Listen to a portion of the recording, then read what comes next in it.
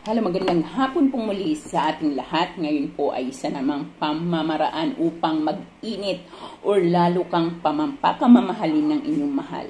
Ang inyong bang mga mahal ay tila talagang unti-unti nang nawawala ng gana sa iyo, yung parang nanlalamig na siya sa iyo, yung parang pakiwari mo ay mayroon na siyang ibang pinagkakainteresan. Kung yung attention niya ay wala na sa iyo, ito po ay maaaring makatulong sa inyo. Kung kayo ay naniniwala sa mga spell, sa mga pampaswerte, ay talaga namang napakabisa nito.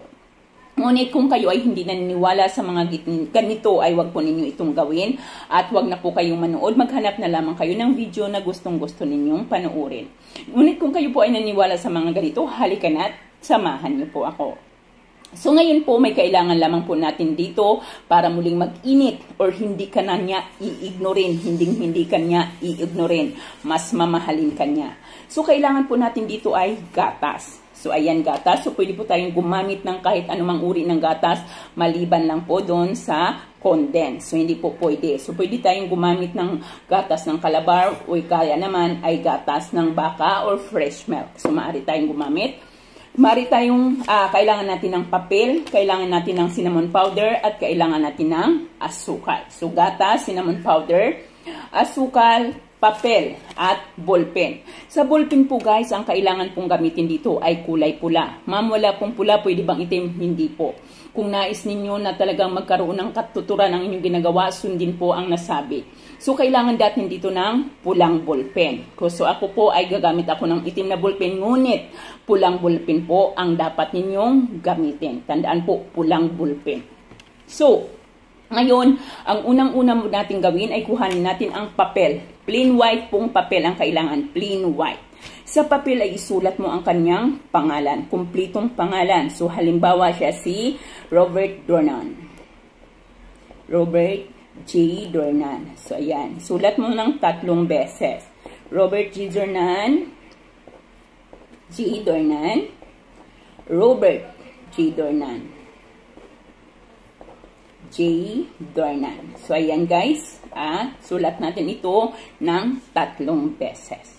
Kapag naisulat na natin ito ng 3 beses, ay tawagin mo siya. Hawakan mo ang papel. Tatawagin mo siya. Halimbawa, Robert Dornan. Robert Dornan. Kailanman simula sa araw na ito ay hindi mo na ako babaliwalain. Bibigyan mo ako ng sapat na atensyon at ipadama mo sa akin ang iyong lubos na pagmamahal. Para mo siyang tinatawag guys habang kinakausap mo siya. So, Robert J. Dornan, simula sa araw na ito, ako ay hindi mo na iignorin, mas bibigyan mo ako ng pansin, at ako ay iyong mas pakamamahalin. Muli, tawagin ang kanyang kahilingan, ang pangalan na parang tinatawag mo talaga siya, parang nandyan lang siya sa harap mo, tinatawag mo siya, at sambitin mo muli ang iyong kahilingan. Pagkatapos po guys, ay itupi po natin ito ng 3 beses. So, ayan, 1, 2, at 3. So, ayan. Pagka naitupi na po natin ito, ay ilagay po natin ito sa loob ng ating baso. So, ilalagay natin ito sa loob ng ating baso. Pagkatapos mo po itong mailagay sa loob ng ating baso, ay lagyan mo ito ng 1 kurot ng asukal. So, lalagyan po natin siya ng 1 kurot na asukal. Nandito po yung aking asukal sa likod ng aking cellphone. Lalagyan ko po siya ng 1 kurot ng ating asukal. Yan, tika lang guys ha. Sorry. Dito kasi yung ating asukal. So, ito ang ating asukal. Lalagyan ko siya ng 1 kurot ng asukal. At pagkatapos po ay ganun din po ang ilalagay ninyo. Isunod po ninyong ilagay ang 1 kurot ng cinnamon powder. Pagkatapos po natin mailagay ang ating 1 kurot ng cinnamon powder, ay hawakan mo ito sa iyong kamay. So hawakan mo ito sa iyong 2 palad, ilagay ito malapit sa iyong bibig. Ilagay malapit sa iyong bibig at tawagin mo muli ang kanyang pangalan. Robert J. Dornan, simula ngayon, ako ay hindi mo na babaliwalain. Mas bibigyan mo ako ng oras at atensyon at ako ay lubos mong pakamamahalin. Robert J. Dornan, simula ngayon ako ay hindi mo na babaliwalain. Mas bibigyan mo ako ng iyong oras at atensyon at ako ay lubos mong pakamamahalin. 3 beses po muli natin itong bigkasin. Guys, muli sa pagbigkas o sa paghiling mo, kailangan malinaw mong binibigkas ang iyong kahilingan. Kailangan malinaw mo itong sinasabi habang tinatawag mo ang kanyang pangalan. So, after po natin yung gawin, ano po ang maaari natin gawin? So, ang gagawin po natin dito ay ilagay mo ito sa ilalim ng iyong tulugan ng buong magdamag.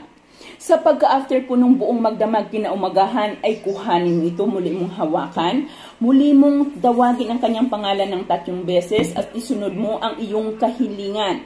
Tawagin ang kanyang pangalan, isunod ang iyong kahilingan, at pagkatapos mong humiling ng 3 beses, ay maaari na natin itong i-dispose. So, saan naman natin ito maaaring dispose? So, maaari ninyo sa toilet or kaya naman ay sa inyong mga lababo kasabay ng agos ng tubig. Muli, lagi natin samahan ng sikap at ng panalangin. Kung anumang kahilingan ang mayroon kayo, lagi ninyong samahan ng panalangin. Kung nais nating sa pagmamahalan ninyo ay magkakaroon pa ng mas matiwasay, ay kailangan pa rin po. Siyempre, dapat po ay naroon pa rin ang pang-uunawa sa isa't isa. Yung mayroon kayong good communication. Good communication, pakinggan, buksan ang puso at isipan at pakinggan ang hinaing ng bawat isa upang kung anumang pagkakaunawaan ay mas banadlin ninyong malampasan. Ayan lamang po guys, maraming salamat po at magandang tanghali or hapon sa ating lahat.